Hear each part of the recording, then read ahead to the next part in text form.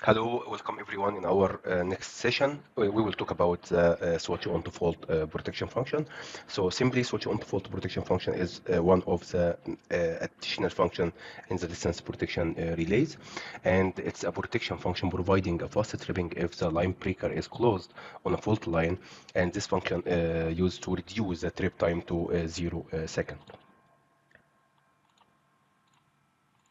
So I will try to provide you a technical background first about the switch on to fault function. As you can see from our screen, we have generation side, we have substation A and substation B, and the line ZAB, and we have both circuit breaker for both ends A and B. We have both protection relays, and here is the zone 1, which can be represented by 80% from the line length or line impedance, and Z2 is 120% from the line impedance. And as you can see now, the trip time for Z1 is 0 seconds, the trip time for Z2 is 400 milliseconds. So I will try to give you an example just to understand the concept of the switch on to fault protection. So if we have a maintenance on the line AB, and this line is de-energized for the maintenance work, so the circuit breaker in both ends A and B is open, and the line is grounded from both ends, as you can see here. From end A and from end B. So once the maintenance is finished, the temporary grounding in A is removed, but the earth electrode in B side is not removed. So here is the case, and we will see the effect of this case on the protection function. So now the circuit breaker in A is closed. So we have two scenarios. The first scenario, if there is no any auto reclosure function is active, so the distance relay in end A will picks up and trips after 400 milliseconds, which is the trip time of Z2. So the trip time for this situation is too long, and there is a high risk for persons and for the equipment also on the side B. The other scenario, if the auto reclosure function is active, so the relay trips immediately by the overreach zone, which is the extended zone to activate the switch on to fault. But after the dead time of the circuit breaker is on again. Okay, so now the fault is switched off after 400 milliseconds, which is Z2 trip time. And again, the trip time for this situation also is very long, and there is a high risk for persons and equipments on the side B. So how can we solve this situation? To get a faster trip after a manual close, so the switch on to fault function is used. Now the theory of operation of the switch on to fault function, as you can see, it's a protection function to provide a fast tripping if the line breaker is closed on a faulty line. It's maybe a fault line or earthing on the other side. So the protection relay offers a different methods for the activation or for the recognition of the circuit breaker closing to start the switch on to fault function. For example, some relays using the current and the voltage measurement to check that if the circuit breaker is closed or not, and also some breakers use the circuit breaker auxiliary contacts, and you can use also a combination of both of them, circuit breaker contact plus the current and voltage measurement. So in our example, we will use the circuit breaker on command via the binary input number 1, as you can see from our screen. So if we receive the CP on command, the switch on to fault function will be activated for a predefined time, which is the activation time of the switch on to fault, and this activation time can be from 0.3 up to 1 second. So for this time, the switch on to fault logic is activated, and the auto reclosure function is blocked. So the reaction of the distance protection zone during closure of the circuit breaker onto a fault depends on the manufacturer. So when the switch on to fault logic is running, some types of distance protection relays uses a separate parameters for defining the zone reach, which you can see here by number 3. So this parameter is activated if the action time is running. So the typical setting with the overreach zone, as you can see, number 1 stands for the circuit breaker on command, which can be wired to the binary input of the distance relay. Okay, number 2 is the auto reclosure function, which is blocked during this time. And from the time signal graph here, you can see the circuit breaker on command. So the relay receives the circuit breaker on command, and the action time is triggered for a predefined time, which is 1 second in our example. and the overreach zone activated is blocked, which is the auto reclosure function in that case. So the auto reclosure function, if it's, will be deactivated during this switch on to fault activation time. So after some time, we received a short circuit fault. So the relay will picks up after 30 milliseconds, and the trip will happen after 35 milliseconds. So as you can see here, from 0 second up to 0.5 second, here is the switch on to fault activation time. For example, if we have the setting is 0.5 second. Okay, we have one example of 1 second, and we will explain how to identify and how to test this activation time. Now we will talk about the switch on to fault parameters. As you can see from our screen, the distance protection setting for the switch on to fault function, here is we have 1 second, which is the action time or the activation time for the switch on to fault function.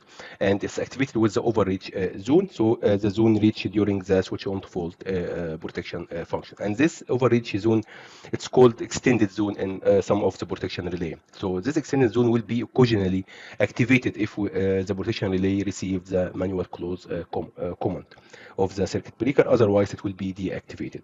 Okay, so here is the meaning of the overreach zone and the activation time and the extended zone for the switch on to fault. So we have a practical example for testing the switch on to fault. I will show you using the state sequencer test module by using the fault location at 100% from the line A and B, which means it's located on Z2. And we will simulate a three-phase short circuit fault.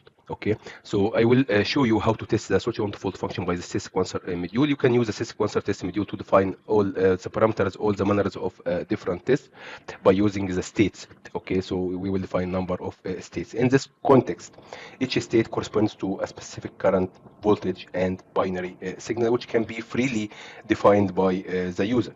To switch from one state to the next, we have to define the various transition conditions, and this can be binary trigger signal or simply the expiry of a set time. So the multiple configuration option supported by the state sequencer test module will be described in this video based on an example of the switch on to fault function for a distance protection relay.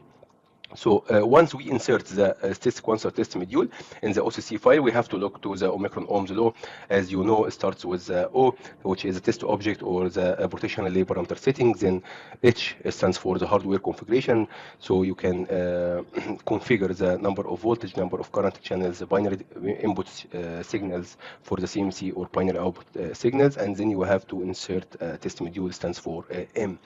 So here is the Omicron Ohm's law as we learned in the previous video. So the binary input must be defined in the local hardware configuration. So the starting command of the circuit breaker close command, or circuit breaker close command has to be configured to test this switch on to fault protection function.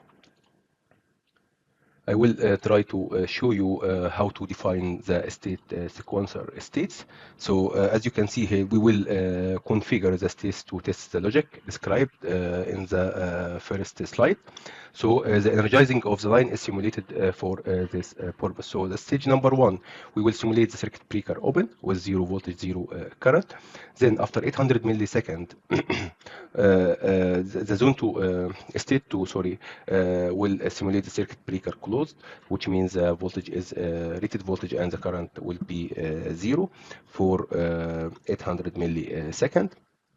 Then we will inject in the state number 3, we will inject a fault 1, which is a three-phase fault at 100% from the line impedance to simulate switch on fault trip time or Z2 trip time. So after 800 milliseconds, which means the switch on fault is still active, so the tripping expected in the state number 3 is the switch on fault trip time, which is normally instantaneous, which is very fast compared to the Z2 trip time. So for the state number 4, we will simulate again the circuit breaker open. State number 5, we will simulate circuit breaker close for time more than the switch on to fault activation time. So we can simulate 1.2 seconds, more than 1 second, just to make sure that the switch on to fault deactivated. Okay, and now the trip time expected in the state number 6 will be the Z2, which is 400 milliseconds. Okay, so then we can inject state number 7 to simulate the circuit breaker open again. So I will open the test module and I will explain to you exactly how to define and how to test this kind of protection function. So here is the test universe, which is the test sequencer module. So simply the state number 1 representing the circuit breaker open, which means there is no voltage and there is no current outputted from the CMC to the relay. Okay, and as you can see here, the trigger condition here will be triggered by the circuit breaker close command. So I will simulate the circuit breaker close command manually.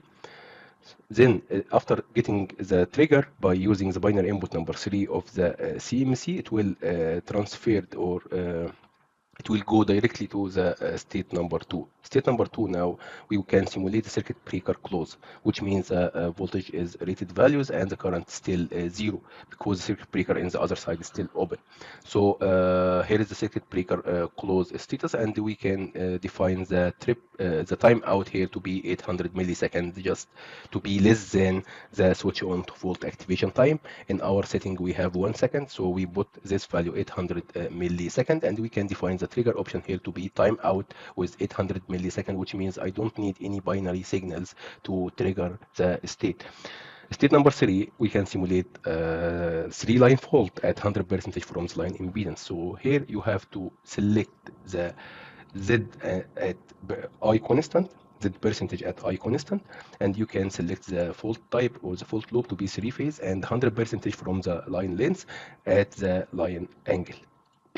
So you can see here from the impedance view, you can see here is the location of the fault. Okay, so this fault should be located in the Z2, zone 2. So it will be, if there is no switch on to fault, it will be tripped by 400 millisecond. Okay, and here the trigger condition here will be the trip command to be 1, which means it's normally open and it will be closed, and we can define the assessment here, which is the switch on to fault to be started from the fault 1, which is state 3, until the trip contact changes from 0 to 1, and I will get the actual trip time, which should be from 30 to 50 millisecond. Okay, and then state number 4, we can simulate again the circuit breaker is open, which means there is no voltage and current outputted by the CMC, and it will wait until the binary trigger of the circuit breaker close command to trigger and to transfer to the state number 5. State number 5, we can simulate again circuit breaker close, which means the voltage is rated value and the current is 0, and we can define this time to be more than 1 second, so we can make it 1.2 seconds, just to be more than the switch on to fault activation time, to make sure that the trip time, that the fault will be tripped by Z2 trip time, which is 400 milliseconds. Okay, so state number 6, we can define the fault again for 3-phase fault, and we will define the trigger condition to be with the trip contact, which is binary input number 2 at 1 status, which means it was normally open and the contact will be closed. So we can check the assessment and we can measure this trip time, which we can you can rename it here as Z2 trip. So it will start from fault 2, which is state number 6, until the stop condition of the timer will be with the trip contact from 0 to 1, and the expected trip time here is 400 milliseconds, which means the Z2 trip, because state number 5 is lasting more than the switch on to fault activation time, which means state number 6 will start after the deactivation of the switch on to fault logic. Okay, and state number 7, again we can simulate the circuit breaker open, which means there is no voltage and there is no current outputted from the CMC, and then we can press start. So here is the state number 1, and it's waiting for the manual close command. So I will close it manually. Okay, so here is the state number 4. Again, it's waiting for the manual close command after the fault happened in state number 3. So I will simulate it again.